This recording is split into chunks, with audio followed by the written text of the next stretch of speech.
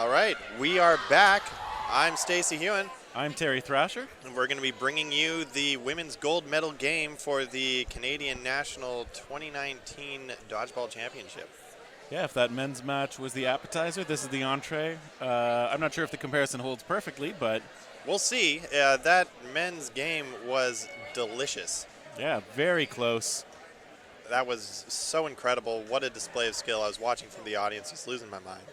Yeah, it's kind of nice when you're not on the mic. You get to be a fan for a little bit. It's weird keeping your comments to yourself, though, when you're sitting there with people and you're just like, oh, look at that dodge from England. Oh, wait. No. I just made sure to talk to the people beside me. And what's weird, too, is like I can't switch off the commentary voice sometimes. Yeah, and they're off already. Kirkpatrick snapping the ball to Ness. Ness not picking it up. Yeah. Kickass with the more effective rush play, but Lisa Mora stepping into the throw, not able to find someone now. Croft looking aggressive up at the line. I haven't had a chance to do a commentary on Kickass in a couple days now, but I did get to see lots of Valkyrie, and I saw some great stuff out of Valkyrie for sure. Yeah, they were the second seed, facing off against Kickass, the first seed. I understand they tied in the round robin in the provincial tournament. Yeah, I think it was a tie in the round robin. Kickass prevailing in the gold medal match, though. So yeah, this, I mean, we've said it a few times, but showing the depth and strength of the Ontario teams. This is the 1-2 teams from Ontario, also the 1-2 teams after round robin here, and meeting in the gold medal match, just like on the men's side with Fury and Rampage. Fury and Rampage were both the favorites to make it all the way, and they proved everyone right. Yeah, and I think on this side, Kickass definitely, everybody expected them to make it here. This team last year won nationals in Winnipeg. Might be a little harder with Jessica Quinn not on the court right now. And some similar core members of this team on She Bears, the previous two national title holders. Also sometimes world champions, because a lot of this team has pretty much, actually everybody on this team has spent some time on Team Canada. She Bears is an interesting name because bears can absolutely be female. Oh, there we go. Nice shot there. Yeah, Gray and Croft trading. Yeah. Still 4 members of Kickass. Girouard making sure Mora's in the loop on the plan, because Mora's one of the throwers. Cooper gets tagged on the thigh. Yeah, Cooper has been on Team Maple Leaf in 2017. Mora tracking that ball with a bit of a curve from Kirkpatrick. Kirkpatrick has been on Team Canada 4 years, 5 years, I forget the exact number. It's a lot. She's been a steady presence. Absolutely. A very strong player. I noticed that she played an instrumental role in the decisive victory over Prairie Fire in the previous round of playoffs for sure. Their whole team there just doing really well. Kirkpatrick getting real low, showing some good hip flexibility there. She avoids a couple of shots at point blank range. Yeah, Girouard feeling her out.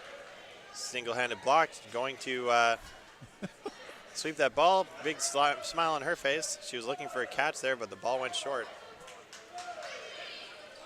This time Kirkpatrick throws, resetting the shot clock, even though it was Kickass's turn to throw. Yeah, that shot clock will be reset regardless of which team throws. And looks like the ball that came near Kirkpatrick knocked a ball that was just sitting to her side. There we see the block from Girouard. No, She nice fakes. fake. And she catches. Wow. Then Kirkpatrick knows that's a risk.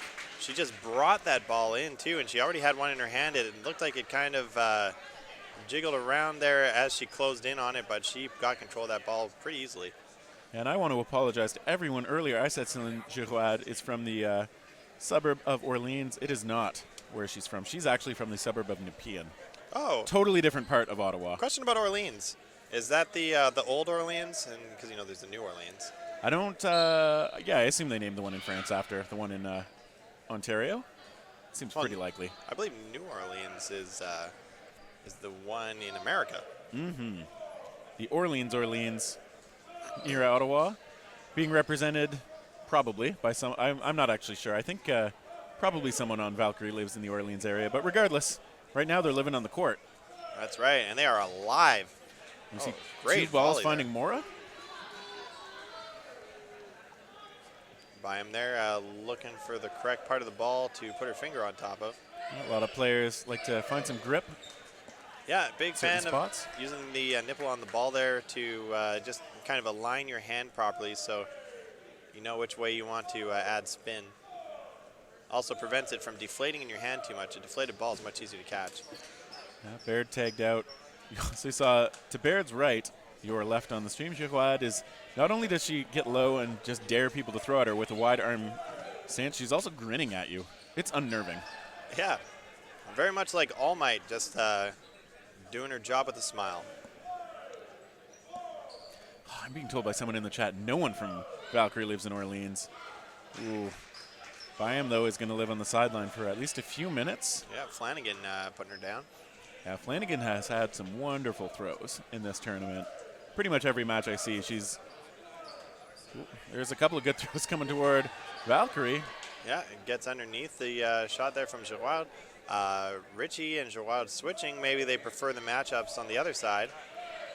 Yeah, that's a switchy from Captain Richie. Richie losing her footing there. Both Richie and Girouard are fantastic catchers. Richie did not catch one of the 4 balls sent her way. And that's what you have to do against a player like Jen Richie. Yeah, you got to find those spots that she's not able to get her mitts on it or invest a whole bunch of balls. Ooh, Jocelyn Taylor thinking, maybe I can catch this. Nah. Oh, Girouard just inviting it. Yeah, and you see her laughing and smiling as well. Again, unnerving in the best possible way. She's looking catch. Oh, she went for the wrong one. I think that second ball was low enough that she could have, but she was focusing on the high one. It was in her catching zone for sure. So that's going to put it 1-1. The catching zone for a player like Céline Girouard is a lot bigger than the catching zone for me. Is that so? Mine is basically just my belly button. Oh, yeah. And only sometimes. But Girouard and Jen Ritchie as well, basically their whole torso. And that's just skill when it comes down to it, is you can expand your catching zone, your breadbasket as it's known, if you just work on it. But you can't expand it outside your body once you start reaching for catches and once you start risking it. Oh, and Ness getting a couple on her. That said, there are some players who are hand catchers rather than against the body catchers. I've seen just snatch elite level throws out of the air, but that is not how I would recommend practicing.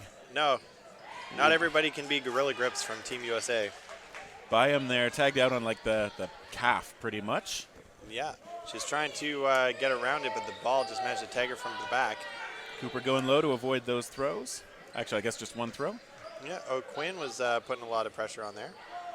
Just one of 2 O'Quinns on this team. That is Jess O'Quinn threatening the windup with both the windmill and the overhand shot.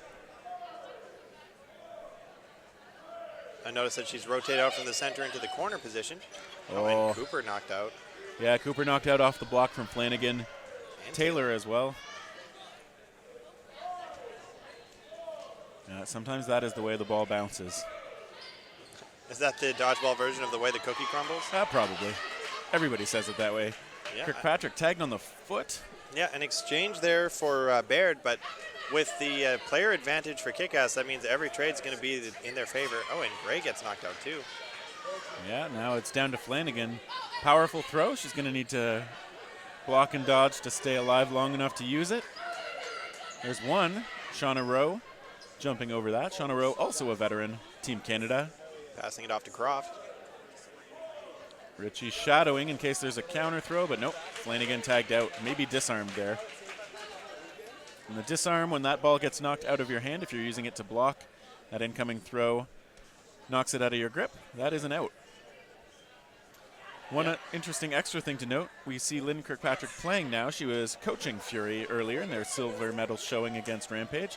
And now, role reversal, her husband Spencer Sorrow is coaching Valkyrie. So bringing the expertise from the men's team to the women and vice versa. Yeah, there's a lot to be learned from both games. And you can just kind of see how the metagames have slowly converged as the two start to overlap. Yeah, the style is a little different on those teams, but that just means they can learn from each other. Ooh, we see a shot onto Gray, who was holding 2 balls, couldn't block it. She gives some polite applause at a good throw coming her way. Yeah, there we go. Taylor calling the play. A nice underhand windmill throw. Yeah, and Lisa Mora knocked out. She's going to head over to the right sideline. She gets told by the refs, nope, this way. Not that way, this way. Cross-court attempt by Jack O'Quinn, her sister Jess guarding.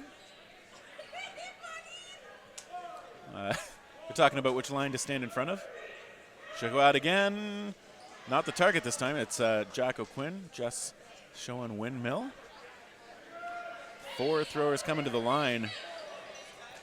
And yeah, we see the O'Quinn mill out of Jacqueline, falling a little bit short of Cooper. See, all the Kickass players seem to be pretty low unless they're holding the ball. Yeah, Jess is stepping out. Seems like Kickass has decided that they should play a lower game there, and perhaps the shots from Valkyrie do typically go a little higher. Definitely not a jumping team, though. Yeah, we see those shots going higher. Croft going just a little bit too high. Which I say exactly as Jacqueline O'Quinn is jumping over a shot. Yeah. Now it's Rowe and Chikwa talking in the middle, relaying things to the wings. Yep. It's a shot from their right side. Sorry, my right side. Stage right. They take out Jess Gray again. Steph Ness taking over the corner. And we see Taylor just getting avoided, and same for Croft. 4 balls now in hand for Team Kickass, looking to repeat as national champions. Yeah, last time facing off against the Avonlea Armada. This time facing off against fellow Ontarians from Valkyrie.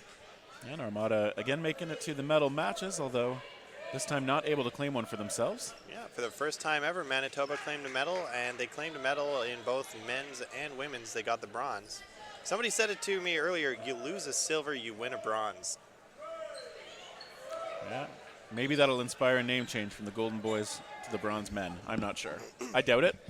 Yeah, Golden Boys is the local reference to the Golden Boy on top of the Manitoba legislature. I still like my idea. The Bronze Men. That sounds like a Doctor Who villain. Now we're going to see who can end this point. Croft with a nice little low lateral move. She is shifty out there. That's for sure. Has a lot of energy considering how long this tournament's been going on. Kickass expected to go deep, and they have. We see a cross-court try from O'Quinn. Now all the players digging deep. This is the final match, so you don't have to worry about saving yourself for anything after this. Yeah, anything that you might have left, you should be spending it here. Exactly. Croft tucking her head down behind the blocking ball. Kirkpatrick saying, hey, hey, heads up. With her body language, not with her words. I think she wanted to get the ambush if Croft wasn't paying attention. Yeah. Taylor and Cooper talking it out. And we see those balls going O'Quinn's way. One of them finds its mark, even though they all looked like a lot of blocks. Must have been a wrist or a finger. Croft looking aggressive, often throwing the second ball when she has it too, but this not the time or the place for it. No. Taylor there looking to reach for a catch and then thinking better of it. Now we see a couple of shots, one after the other, and finding Cooper there. One thing I want to say that both Flanagan and Kirkpatrick were doing on the wings, they were making Kickass earn the line from them. They did back off, but they didn't want to make it easy. Croft blocking. That could have been deadly if it had bounced across the court. Yeah, could be deadly either way if Chouad gets hit or if she makes the team catch. And Kirkpatrick knows how to make herself small behind a block. She's also a very good catcher. See, even when she's in the target, Celine Chouad is down low in that catching stance. She is ready to make it happen. It's a great way to threaten a player off of you as well if you're concerned about their throw. Just look like you're ready to catch it, and you make them think twice. And then she just makes the catch anyway without the ready position. Yeah, as she's backing up, which is a difficult position to be in. Mora's now going to take over that corner. Chouad able to go back to her preferred spot in the middle. Mora with a good powerful throw toward Taylor. But Taylor with a good clean block holding on to 2 balls. Taylor with her own low throw. I think that bounced. Referees need to discuss it. It's hard to tell. Yeah, I actually am not all that sure. I know it hit more on the knee, but the question is, was it alive at the time? Yeah, I saw the hit on the knee, but I don't know if it touched the floor before that happened. It was so low. Those windmill shots, deadly for that. Yeah, when they release them low like that, they can just kind of hover a couple of inches above the ground. Yeah, backspin is really good for that, actually, for keeping a ball just off the ground. Creates almost like a little pocket of air underneath. And we got that quorum of referees. That's what I'm going to call it for now. Quorum. You know, I learned that term watching Battlestar Galactica. I thought it was actually a sci-fi term, and then I learned it's a real word. Yeah, it's amazing what you can find if you dig into, I guess, the dictionary? Yeah, or into politics. Yeah, true. Yeah, or even just commercial law. I understand with board meetings and whatnot, there's a quorum you must meet before you can actually have votes. The quorum is the minimum number of voting members. Yeah, which you could hear if you were at the Dodgeball Canada AGM on Thursday night. Yeah. Matt Lawrence mentioning it earlier, but needing more people to step up and volunteer and take on those positions at Dodgeball Canada. There's not a lot of competition for them. Most of them just confirmed, I believe, with one person running. And he's right. Yeah. If you're involved in dodgeball in your local community, it might not be a bad idea for you to get involved at the national level. So important. Yeah, Taylor's shot connected with the knee.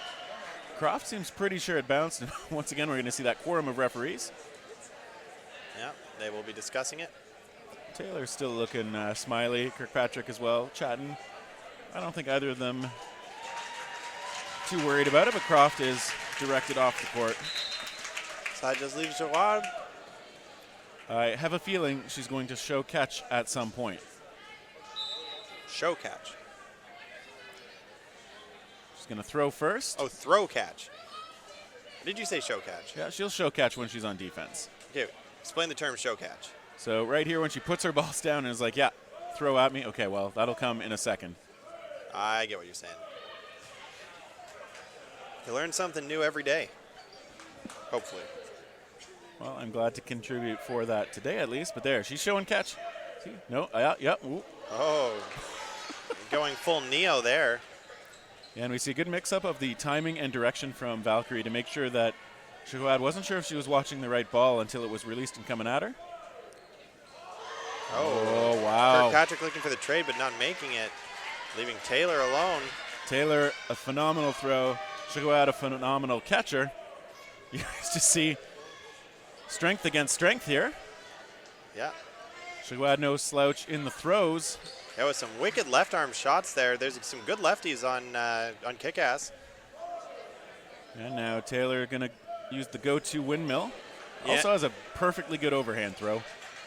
You know, the rising shot actually not bad at throwing at somebody on their knees there because they're going to be wanting to have the shot come down at them, but a talented catcher like Jawad probably makes no difference. Pop up. Jawad, point blank. Oh, couldn't find it. Little spike of the ball by Taylor. It's just like, yep, that is right. When you're facing off against a really strong catcher, especially one who's on a hot game, it can be really demoralizing if you're the last one left because you don't have anybody to work with, so you have to find those moments. You notice that she didn't take every opportunity that there was to throw that she may have taken at another player. Yeah, Taylor waited till she had a good, smart chance. It was pretty close. Jawad maybe 8 feet back. And you notice she chose the windmill over the overhand when both of them would have been equally likely to connect. She chose the one that she thought would have the best chance of getting away from her, and she was correct. Yeah, go with what you're confident with. Yeah, Kirkpatrick snapping it to Ness. Ness taking the shot. Yeah, coming close to O'Quinn on the side, but not quite. Team Canada selection crew watching from the stands, watching from on high. They're going to be looking for those displays of athleticism, teamwork, honesty. What else? Fitness. Yeah, attitude, sportsmanship, integrity. Moore finds that ball before it rolls too far. Kickass gonna head up to the line. We see Baird by him. Hey, I called it. They were the throwers going toward Flanagan. Gray getting out of the way of that one. Baird, the other lefty that I was referring to. We see Richie and O'Quinn just saying like, yeah, we would like to have that ball. There's Moore with the pancake dodge. She's still bent over as she's like, hey, did I get hit? Yeah, I did get hit apparently. Looks like one of the ball retrievers there for Valkyrie has hurt his leg in that last retrieval. I think that's Jeff Newens, who was playing a little bit earlier in the gold medal match. Took the silver medal for Fury there in a very nail-biting end. We see a lot of players from teams doing the ball retrieval duty for the opposite gendered team. So Valkyrie was doing the same for Fury earlier.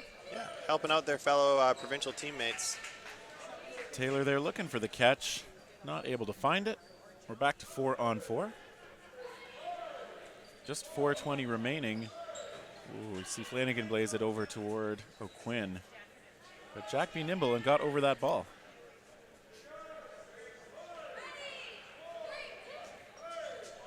And that one splits the difference between Cooper and Flanagan.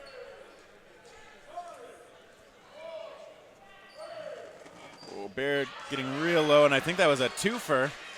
Byam's throw on the ricochet, getting both Flanagan and Cooper. Hit one, get one free. It's a Hogo sale. Now Byam threatening Kirkpatrick. Gray electing to take a shot and give that fourth ball away, but still one in hand for each player on the Valkyrie side. Yeah, Emily Byam feeling out Kirkpatrick but not taking the shot.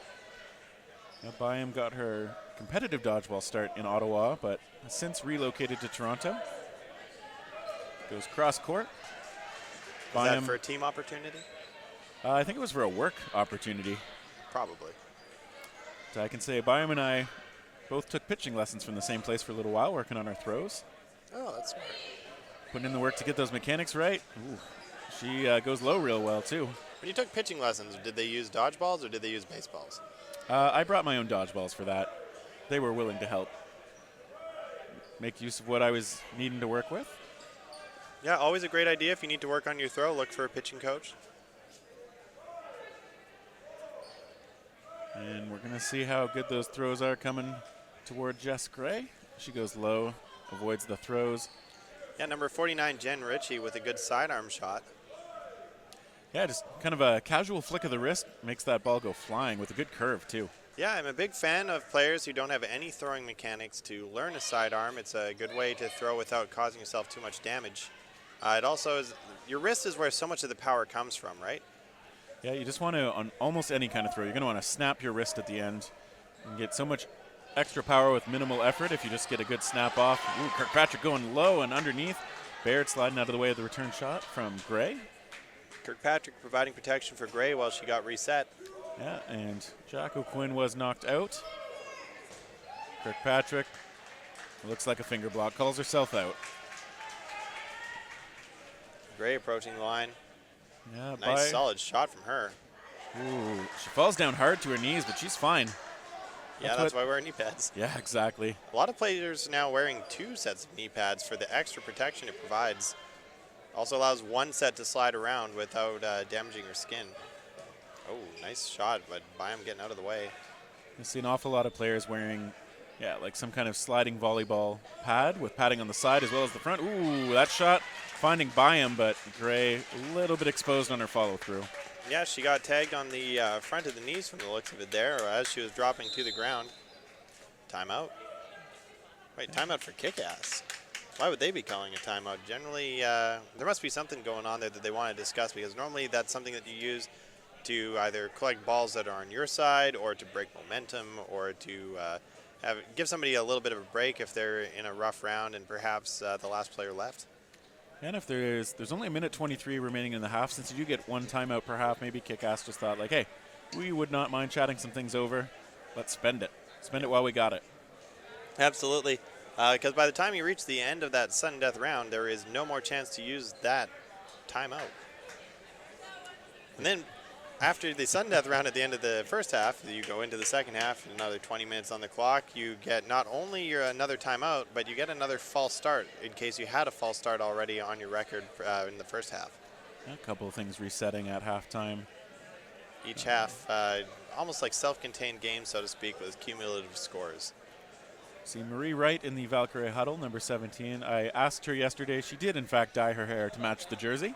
I appreciate the next level commitment to the team colors. Austin Woods did the same thing for Golden Boys. Are you familiar with the story? Nope. The team made a pact. They were going to all dye their hair golden. So they all went out and bought hair dye together. Austin was the first one to dye his hair. Everyone saw how it turned out and backed out. Well, good for him for following through, even if no one else did.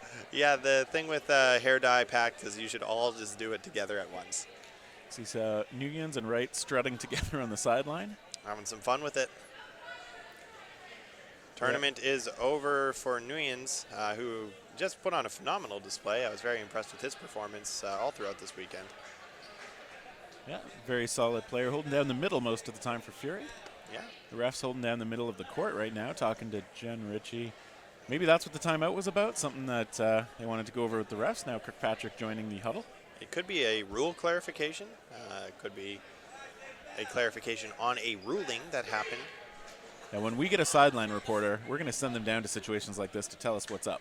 We do have one. I believe it's Ian Kopp. Interesting. Yes, he's standing right there. Hello, Ian. Maybe he can come take care of this for us. He's still standing right there. I don't think he's going to head down to the sideline at the moment. You want to go down and just ask why they're, what this is all about? Yeah, sweet. We're going to see. No, I mean, you could also do like a little like interview. Just got a minute 23 before halftime. They're lining back up. And it's a 3-2 edge for Kickass. Balls lined up. You can see the difference in the lineups right now. Kickass with the typically more defensive 2 balls on the inside. Valkyrie with the 1 ball on the inside, which can be quickly shoveled back to a waiting thrower. And kudos to Ian Kopp. He's actually going to go down and ask what the discussion was about. Going to get those answers for our viewers. Helps with the ball on the way. That one had snuck out behind the netting. Ian looking dapper this tournament in a suit. And tie.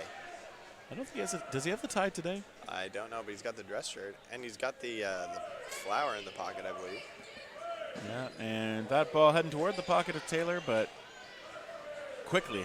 She was not able to snatch it up, so Kickass eliminating one opponent, but they're now going to get targeted by a throw. Ooh, by him with a, her follow through took her all the way to the ground. Croft taking a little bit of a break there, just hanging out on her knees.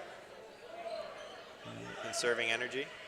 It's Valkyrie's throw, and I think they found by him there. Yep, Jess Gray playing in the middle. Maybe swapping out with Ness for a little bit. Maybe just trying to mix things up, take advantage of a matchup that they like a little more. Yeah, Baird with a big block. She's showing that good blocking form. Just going low, holding out the ball in front of her. Yeah, 2 arms on it, elbows tucked. Great shot by Croft, finding the shins of Steph Ness. This time it's Rowe going. Oh, you see that like backhand release there. Yeah, you don't see those too often. But yeah, sudden death. We're going to see no blocking coming up. You saw a little flurry of activity near the end to just try and eliminate who they could before the buzzer goes. Cut down in the odds. And it looks like 3-on-3. 1 ball each for all the players. No blocking allowed. All right, so we got the answer there. Sorry, I believe my microphone may have caused some feedback there as I was holding off to talk to Ian Kopp. Basically just discussion from the referees after the timeout there to let Kickass know that their players are milling about too much and they need to be lined up. Nice catch by Kirkpatrick. Yeah, and in tournaments at this level, it is very important that players stay lined up in order of first out, first in. Taylor hit out, so she was caught back in. Kirkpatrick alone again. So alone. I mean, her teammates are on the side showing support. Kirkpatrick going toward Croft. Dodges low, talking about the timing with Baird. One fake. Yeah, and then a throw. Croft connecting. So going into the next half, it's going to be 4-2 in favor of Kickass. Yeah, they were, I think you would say the favorites, not by a lot, because Valkyrie was still the number 2 seed, and like we mentioned earlier, during the provincial qualifier tournament, Valkyrie tied Kickass during the round robin. It was a fairly close finals as well. Yeah, but I understand Kickass did take the finals. They did indeed, so. That's actually an event that we were talking about streaming for Dodgeball Ontario. We just weren't able to get equipment and organize traveling in time, but we would love to bring that to you next year live on stream. Yeah, the more we stream these events, the more popular they are, and the more experience we get with running them, the more of these events we're going to try and stream. We saw like the Quebec Cup was streamed this year, I think, for the first time. C'est bon. I also have to say, too, that the more that we put this sport in front of the eyes of people, the more people are going to join up. It's a very accessible sport. It's not expensive to play. You don't need a lot of equipment. You don't need a specific body type. You can just go out and find play at your level depending on the amount of athletic experience you have, anywhere from none to lots. Yeah, a lot of cities have rec leagues if you want to start out not so competitively and then once you get the hang of it, just find the competitive scene near you. Yeah, just look for for a division that looks like your speed. Like there would be rec or rookie or bronze or whatever they call it locally. You'll find something. It'll be pretty clear what's for the beginners. And now we are going to start off the second half. Neither side going offensive until now. Lion with a big hit there on Taylor. Not even that much windup, showing off those pitching style mechanics. Not even needing the full kick and wind up and throw. Ooh, another good one. That one's sidearm. She does for sure have the style mechanics. Yeah, Byam, very hard throw. Lots of different curves she can chuck out there as well. Mora went high. There's So less did of all her the on balls. the course, yeah. And Kickass wanting to take the instructions from the ref seriously means Mora's going over to the correct corner quickly. Steph Ness hit out. She was not quite able to block that one cleanly. She joins Taylor on the sideline. Kickass looking to repeat national champions here. You see Jack O'Quinn hit out. And it sounds like Rowe was hit out as well, maybe on the deflection. I did not catch that hit. Kickass to the line. That one going toward Flanagan, just sliding low, avoiding that. Valkyrie's turn. It's Gray finding Croft.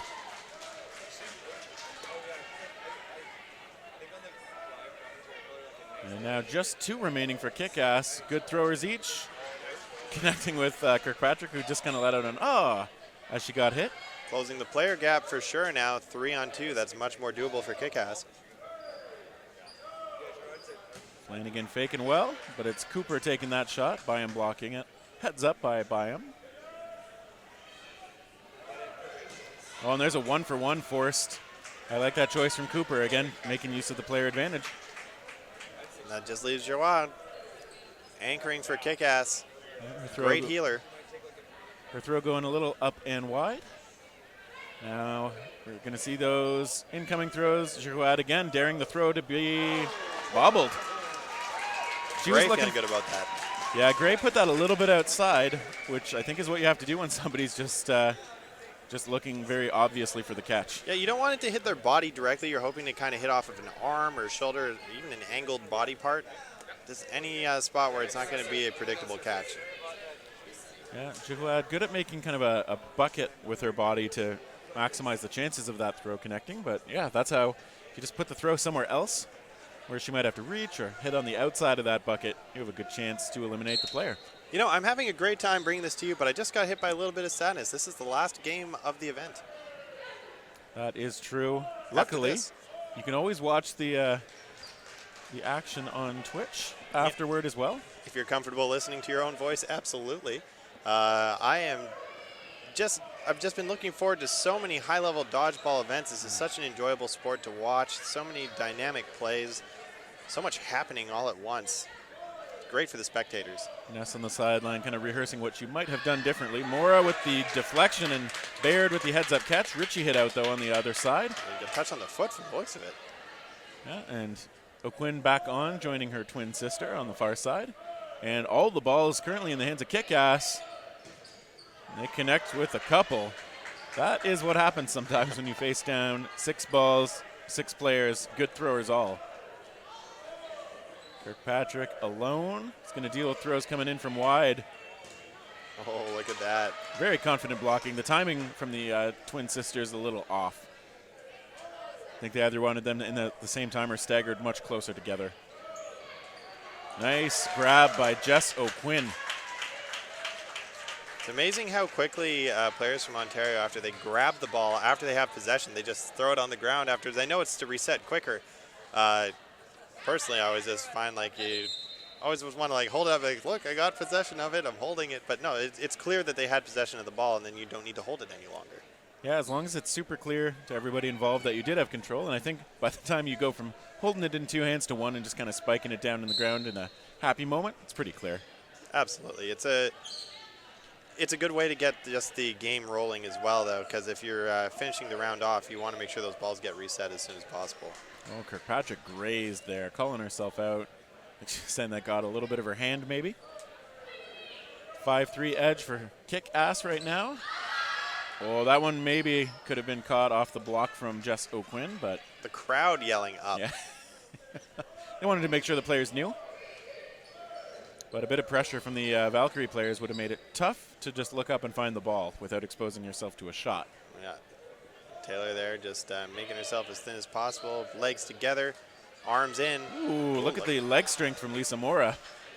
Keeping Landing, herself in bounds. landing on one leg and a little off balance, still manages to wrangle everything and stay in bounds easily. Clearly has good stabilizer muscles. Yeah, she spends a lot of time in the gym. Yeah, you have to after you get to a certain level there just to work on specific muscle groups. You can injure yourself if you're trying to use muscles that aren't strengthened enough for the tasks you're putting them up to do. Yeah, Mora showing some real good throwing muscles there. Great shot connecting with the lower body of Taylor. And I think Flanagan as well, yeah. Mora bouncing around. She's got the energy right now. She's been on Team Canada for a couple of years, and I think I see a timeout call. Yeah, Captain Kirkpatrick calling time with 15:09 in the second half. And it makes sense. Right now I definitely feel like Kickass as a team and Lisa Mora as a player showing most of the momentum. Completely agree. Valkyrie only down by 2 points, but definitely on the back foot. And once you're losing by 3, that's where it starts to get pretty dicey. Unless you're a Manitoba men's team, in which case you have to be losing by 4 before you can bring it back. Yeah, that's maybe what they need just to kind of remind themselves that they're in a match. Yeah, you know, it can also just kind of light that fire under you that you need to make something happen. It's another way to gain momentum as well, though, is to have pressure on you, and some players thrive under that kind of pressure.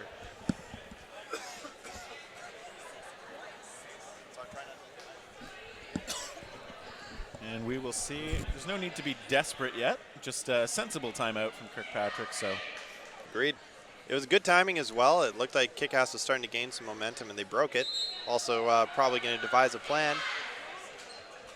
I had a discussion with Coach Vic Gravilli there about what he does in a timeout, and generally he says he goes up and asks them, hey, what's your plan? How do you want to win this? How are you going to win this? oh, that shot off Baird, snared out of the air by Richie Gray. Again, polite applause acknowledging that that was a good play. Not much she could do about that. She made a great hit. Yep. Richie staying planted and just reaching for it. Cooper has brought back a couple of 1 versus severals that we've been able to see on stream. Yeah, 1 versus 5, though. I mean, so far so good, right? Yeah. Going for Croft and Byam. They cross. Byam screened. Or sorry, that wasn't Croft. That was Rowe, who gets tagged out. And she's on fire now. And we see Baird just committing to that low dodge. And it worked. She needed to get low. That shot was so close to her. Mora calling the shot from the middle. Close.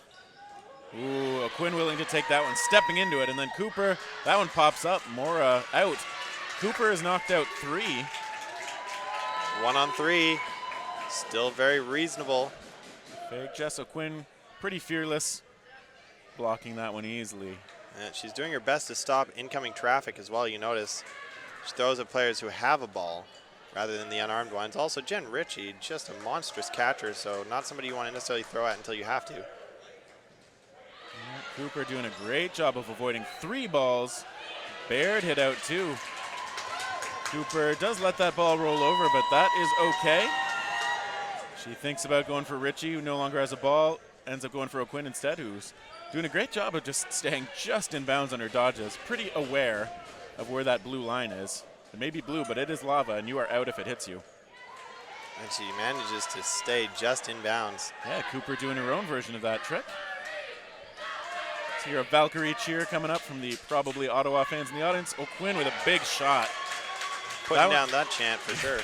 She just stepped into it and drilled Cooper in the shoulder. Yeah, you have to, even if you're quite close at this level, you have to show that respect for the catching ability of the other player, and you have to just give it as much power as you think is necessary in order to get it past their blocking ability. Yeah, not only that, you want to make sure you put it in a good spot, because as we've seen, if you put it in the midsection, that ball can get stuck in the player. Yes, we saw a couple of those from Riel Wilmot, I believe. Call those positional catches, or is it situational catches? I believe it's positional. Yeah, I'm inclined to use the positional term, but Yes. you know. Positional catch is basically when you get into a position where without any input of your own, the ball will lodge itself and stay in your possession. Off the rush, we see Rowe and Croft. They're passing it back cleanly. Taylor shaking her head as she gets hit out early. Yeah, she got hit out as she was winding up to take her throw as well, so that was just a good example of a faster opening rush from the other team beating the opening rush. Yeah, we see a throw and then hit out on Camila Presenti. I believe this is her first time on the court with her team in this particular match. Number 13 walking over to the sideline. And yeah, that's Ness hit out as well. Kickass firmly in control of this point. Only losing Jess O'Quinn so far. Croft just getting out of the way of that one. Flanagan's throw has been strong so far, but she hasn't had as much room to use it as she did earlier in this tournament.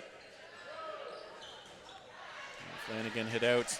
Kickass did take the win over Valkyrie in the round robin. I'm not sure what the score was, but they have maybe a little bit of a mental edge. It's entirely possible. They also know each other, right? So that makes the matchup so much different than if you're just going against another team that you don't know. Kirkpatrick has been left alone a couple of times. She's got great survivability. She's going to need to show great killer instinct. She smiles at Rowe. They've been teammates on Team Canada before. Just charms her off of the throw. Yeah, Kirkpatrick, one of the co-founders of Dodgeball Ottawa, along with her husband Spencer Soro, and actually Ian Asang was involved in founding that organization.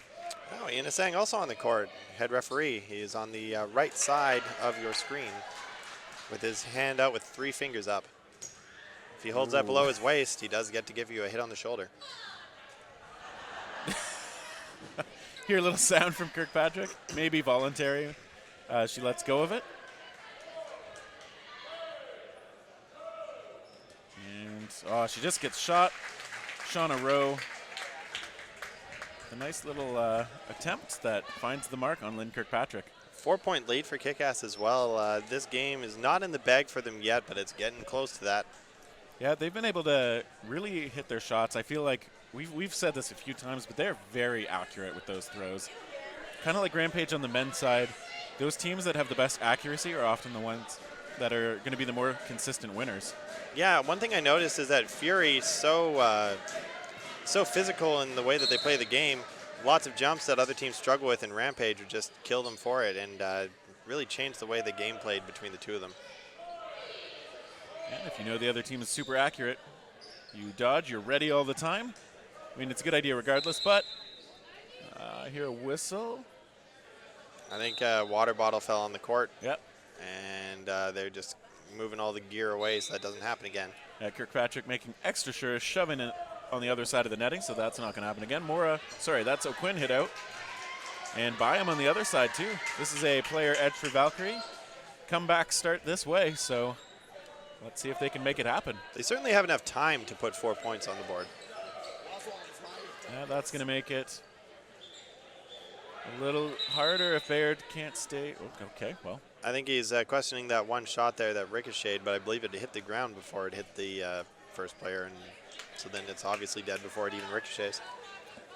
And I think the ref's beckoning in the other officials, just telling the captains, hey, we don't need you right now. Jen Ritchie saying, fine, back to my corner then. You don't need me, I'm going to stay over here and rest up. Yeah, just holding her arm a little bit, working on her elbow, loosening it up a bit. Other players dribbling a ball, just doing what they can to stay limber, loosen up a little.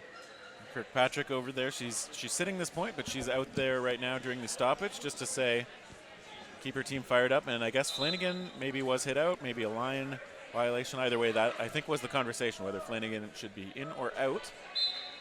Play resumes. And we see it's Ness throwing toward Baird. Baird guesses the right way to dodge. And now is going to lead the charge on offense. It's Mora stepping into a big throw.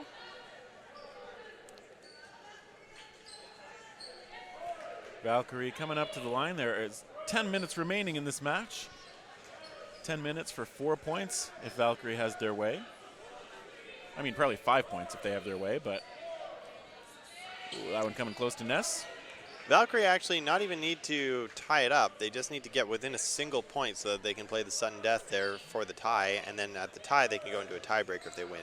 It's a longer road, but it is still a possibility.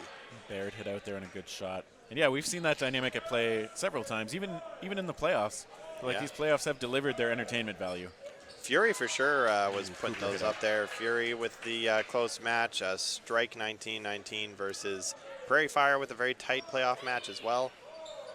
All exciting to watch. Yeah, Fury versus Rebellion, Fury versus Golden Boys, Fury just, and then Fury versus Rampage, all very close. Mora with the authoritative block a little earlier. That time she just kind of sidesteps the shot from Presenti. Gray checking that she's in the right position. Goes low preemptively. Presenti gets hit on the knee, though. Nice shot. Good spot. And now it's going to be Taylor calling a shot. Yeah, and taking it. Such a good delivery. She stays so upright and just rockets that ball off her fingertips. And they send that ball to Ness, who isn't sure if it hit the floor. I think the ref was saying bounce. Yeah. So Ness recovers the ball. It's going to be Valkyrie's turn to throw. This time it is Gray who throws it into the waiting arms of Céline Chacoad. Always ready for that catch. And Jack O'Quinn enters the fray. Oh, so close to forcing her onto the sideline there. Yeah, you see Ness corralling that ball. Thrown in from the ball handler. It's Ness taking the shot. Again, good blocking from Lisa Mora, who I think by percentages might be the best blocker in this tournament. Yeah, she's definitely putting those blocks up there, make them happen. Great form.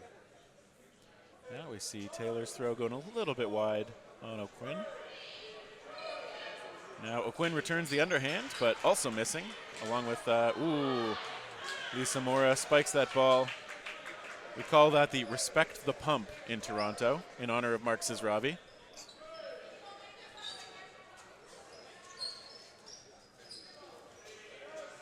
Yeah, sometimes those balls just get away from you when you're trying to fake, or you're going for a throw and just stays in your hand a little too long. It's also just slippery sometimes. Yeah, that's why a lot of players use chalk to dry their hands out. Liquid chalk, very commonly used because it's a lot less messy. Yeah. For the love of everything dodgeball and for the respective facility staffs, please make sure you use something that is not messy. And if you are going to make a mess, clean it up and in a timely manner. Now Taylor and Ness coming up to the line. It's Ness throwing. Ooh, Chacoad maybe getting a little close to reaching a little too far for that one. Directing traffic from the ball retriever, David Armstrong, behind her, saying, nope, Jen wants that ball. And I think, yeah, Ness knows she was hit that time. That ball coming real close to the line, so those ball retrievers are able to get it up until it crosses over to the other side. Oh, a great throw from Taylor. Okay, so Mora was hit. The question is, did Chacoad get that on the ricochet before it touched the ground? Showing some great composure there, just standing there, letting them make the determination, not getting involved. She's shrugging, but ref Ian is saying that is not how I saw it. Yeah, we don't have the facilities to do video replays, and if I'm honest, that would slow the game down an insane amount. Yeah, maybe someday we'll find a way not only to do it, but to do it quickly. Yeah, once we have hollow decks, hollow suites, then we can just program it to tell us when something gets hit. Taylor baited in the throw from O'Quinn and then immediately retaliated. O'Quinn looking for the catch, but Taylor's throw is a tough one to find. Richie timing that counter so well. Taylor's like, fine, I'll go for you instead. And Richie drops her ball to look for the catch, and she makes it. Taylor's got a great throw, but Richie an even better catch. Yep.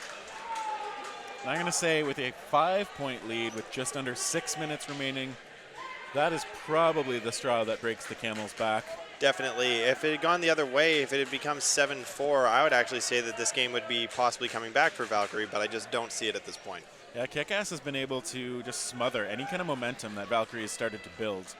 Yeah, they've had really good use of their timeouts. They've had strong blocking to take down the strong throws from Valkyrie. Valkyrie definitely having a strong offense for sure. And Taylor, I think, just grazed off the rush there. I actually want to give kudos to both teams. I don't think there's been a single false start in this match.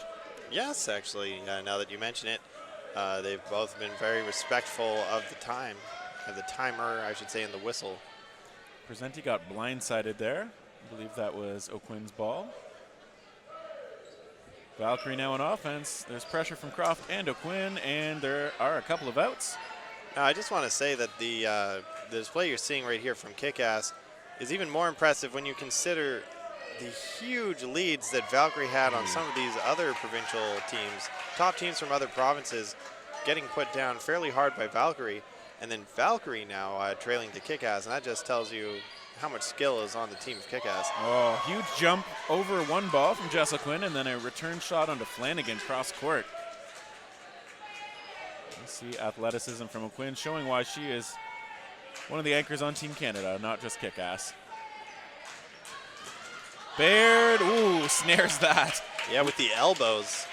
A little bit awkward at first, but she made sure. Yeah, she had the knee up too. She just managed to get every part of her body exactly where it needed to be to stop that ball from getting away from her. Yeah, so Kickass now 9-3 edge. And Valkyrie probably increasingly playing more for pride than anything else. They are going to earn a silver medal for a huge tournament weekend, but Kickass may be a little too much for them on this day. Yeah, winners have that mentality though where you go hard right until the whistle blows for the final moment there. You get every point that you can, you show every last bit of talent that you have. And you can see Taylor showing that winner mentality as she gets it out. She frustrated that she didn't actually make the catch, but she will have another chance before this match is over. Yeah, medals will be coming up at 4:15 as well, so stay tuned so you can see players earn their prizes. You see Ness hit out as well. Kickass still 6 strong. Kirkpatrick challenging from the middle. Blocks the shot from Croft. Cooper providing a bit of cover from the Valkyrie left side. Gray on the right. Byam with a catch as she falls gently backward. Yeah, she collapses on that ball. Mora hit out afterwards, so she won't be able to return. Croft looks like she was lost as well. And they spend those balls on Jessica Gray, who is hit out on the side. Gray also a fan of playing Ultimate, but pretty formidable dodgeball player. Ultimate has some directly transferable skills. Did attend a drop-in once where Team Manitoba Ultimate player came out and displayed some significant ability in dodgeball despite never having played before. Byam throwing, Flanagan with a great block. Yeah, anybody with a background in other sports should consider dodgeball. You'll find a home for your skills here for sure. You should consider dodgeball regardless. That's what I say. If you've never played any other sport, make dodgeball your sport. If you've played other sports, make dodgeball your new sport. Yeah, O'Quinn with the hit, the Byam with the I'm just making sure shot. Yeah, you got to follow up. You got to double tap sometimes, especially if there's only one player left. Make sure that you confirm that kill. With just under 3 minutes remaining, 10 points on the board for Kickass. We're getting a little bit closer to those medal ceremonies, which you will still be able to find right here on Dodgeball Canada's Twitch TV stream. And they're off. Croft, just a decoy there. It's Mora again. They go for Taylor right away. They know her throw is pretty good. She's kind of like, yeah, I don't even get a chance to play. Mora staying just low enough and just in bounds enough.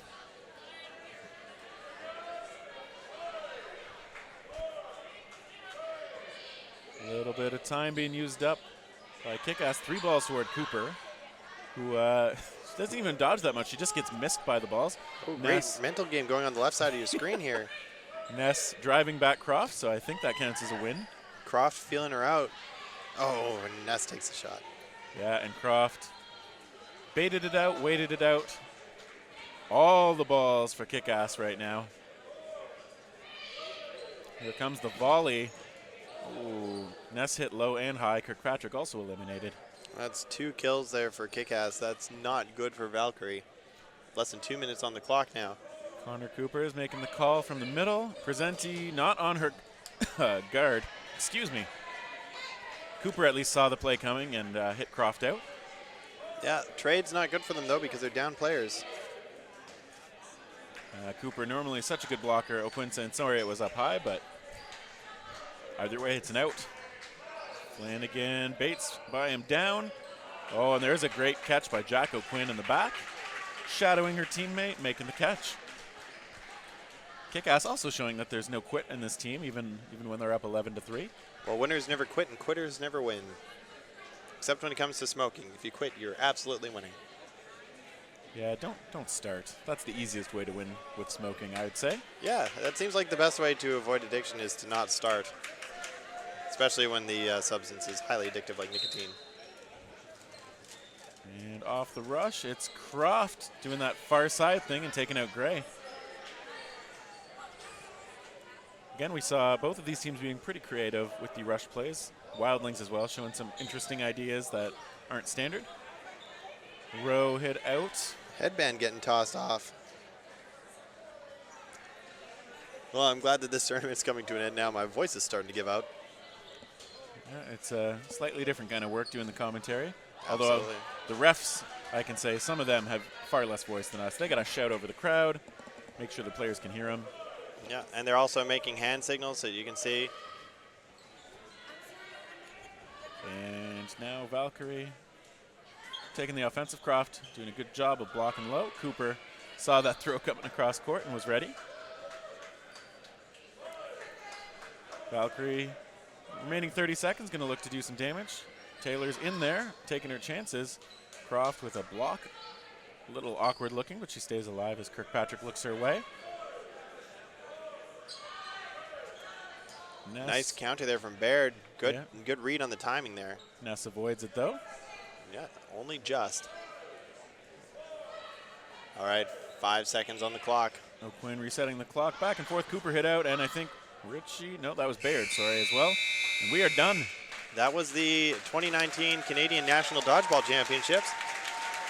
This has been a lot of fun bringing it to you. If at all possible, maybe we could get Kevin back here to say goodbye to everybody, but I don't know where he's gone off to. And before that happens, big congratulations to Kickass, repeating as the women's champions. And also a big congratulations to Valkyrie. Huge showings all weekend long as they earn themselves a silver medal. I'm sure it's disappointing right now, but it won't be when they look back on it later. Yeah, you want to just do a quick recap of the medal winners there for both sides? Yeah, besides the two teams I just mentioned, we also saw the bronze medal going to Prairie Fire out of Manitoba. We saw on the men's side, Rampage edging out Fury in the finals. So Rampage taking gold, Fury with the silver, Golden Boys with the bronze after a stirring comeback over the Z Warriors. Yeah, it's been a great showing overall. Ontario with lots to be proud of, still maintaining their position as top dogs. The other provinces fighting their way up to much closer matches now. It looks like the skill level across the country has just been increasing in general. The sport just getting more and more exciting every year. They're bringing out the table of medals now, which have all been laid out and presented in a beautiful format. We're going to be adorning the athletes now with their prizes. Yeah, and just before we go away, I'm going to rifle off some thank yous. Once again, we want to thank some of our major sponsors, Murphy's Hospital.